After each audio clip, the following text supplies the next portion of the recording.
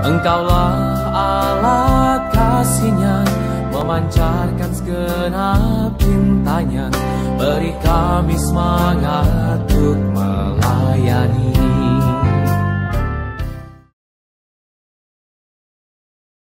Saudara-saudari terkasih, kita sudah sampai kepada hari Rabu Prapaskah, minggu keempat, dan dalam bacaan dan doa-doa kita teruskan yang sudah dimulai dengan hari Minggu keempat itu, Minggu Letare, Minggu kegembiraan, yaitu masa Prapaskah bukan masa untuk muram, tetapi justru untuk mengucapkan kegembiraan kita karena Allah mencintai kita, apapun keadaan kita yang lemah. Kita dengar dalam bacaan pertama hari ini kata dari Yesaya, Tuhan menghibur umat-Nya dan menyayangi orang-orang yang tertindas. Tuhan telah dapatkah seorang perempuan melupakan bayinya sehingga ia tidak menyayangi anak dari kandungannya? Sekalipun dia melupakan, aku tidak akan melupakan kamu. Inilah yang kita renungkan. Dan dalam hal itu justru Yesus berani menyatakan bahwa dia sendiri anak yang dikasihi Bapanya secara tidak pernah akan ditinggalkan. Memang arahnya salib, arahnya kematian, arahnya di mana Yesus sendiri akan sangat menderita, tetapi dia tahu bahwa Bapanya tidak akan meninggalkannya karena antara dia dan Bapa kerja yang sama. Kemarin kita sudah dengar kisah tentang Yesus yang mengampuni atau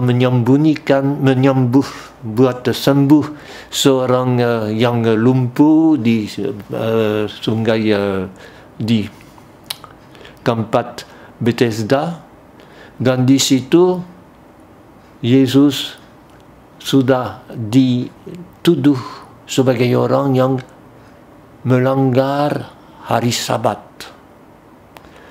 Dan Yesus justru berkata, bacaan hari ini dari Injil, Bapakku selalu bekerja dan aku juga selalu bekerja dengan Dia.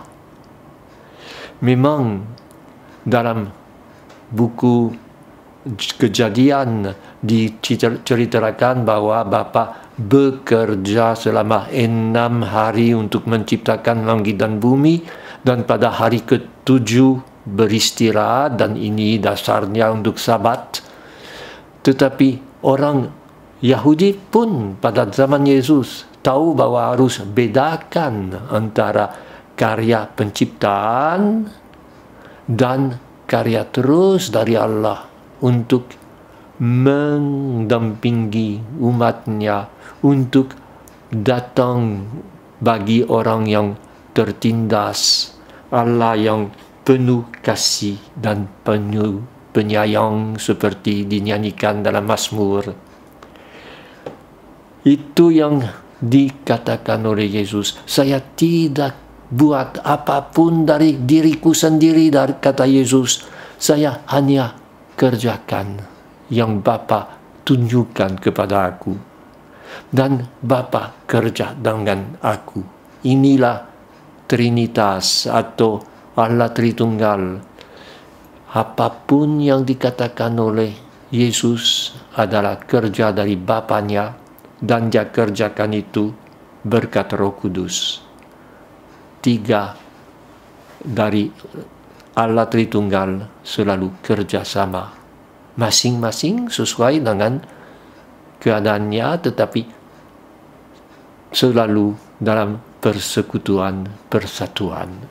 Dan inilah yang dikatakan oleh Yesus, kalau kamu mau diselamatkan, ikutlah kerja Tuhan.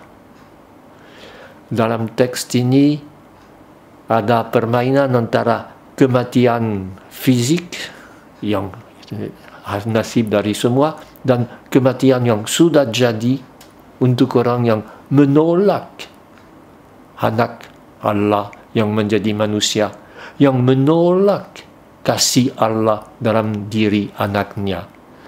Dan tentunya berkat percaya iman kepada anak itu, kita sudah lahir kembali, bangkit.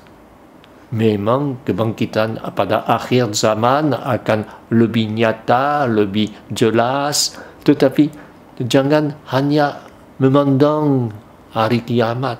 Sekaranglah kita bisa membuat sesuatu yang lebih hebat daripada yang dikerjakan oleh Yesus selama dia hidup di Palestina. Dia sendiri berkata, nanti saya akan memperlihatkan kepada kamu karya-karya yang lebih besar lagi. Sesudah Yesus dimuliakan.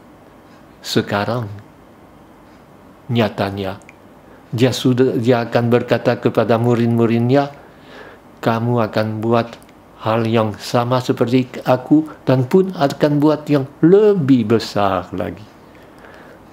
Kemenangan Yesus harus selalu membuat kita bukan hanya memfokuskan pada salib yang tetap memang sesuatu yang sangat sulit dan berat, tetapi lihat ada sesudahnya kebangkitan. Ini masa prapaskah. Minggu depan, minggu kelima, kita akan masuk dalam masa sengsara, masa di mana salibnya akan ditutup dengan kain dan lain-lain, tetapi semuanya supaya akhirnya malam Paskah. Itu yang dikatakan sungguh saatnya akan datang dan sudah tiba, bahwa orang-orang mati akan mendengar suara anak domba, anak Allah. Orang mati, kita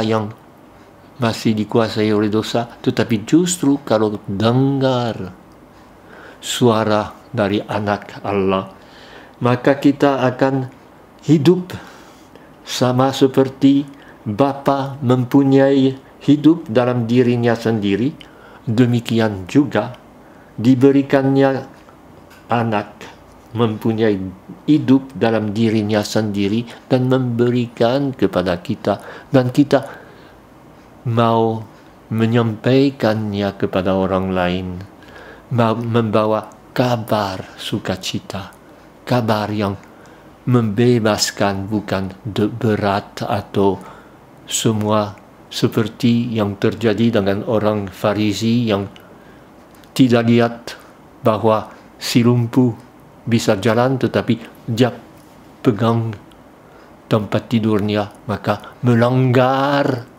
secara harafiah hukum dari Sabat. Tidak pernah mereka tanya siapa yang menyembuhkanmu, tetapi siapa yang suruh engkau jalan dan pikul barang. Kalau agama kita dipusatkan pada aturan-aturan kita Farisi, kalau agama kita dipusatkan pada kata anak Allah yang membawa hidup, kita akan menjadi orang yang membawa kehidupan di mana kita berada. Maka dalam hal itu kita mohon Allah Maha Kuasa, Engkau tidak pernah meninggalkan kami. Engkau agar kami berjuang sendirian pada masa pertobatan ini. Maka teguhkanlah iman kami, agar mampu mengikuti kehendak-Mu dengan setia. Semuanya berkat anak-Mu, anak Allah yang membawa kehidupan. Semoga hal itu menguatkan kita dalam berjuang selama masa prapaskah.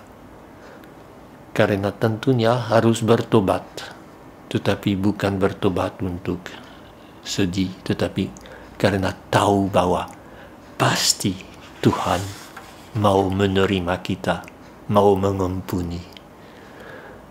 Hal ini menguatkan hati kita. Semoga kita semua merasakannya. Amin.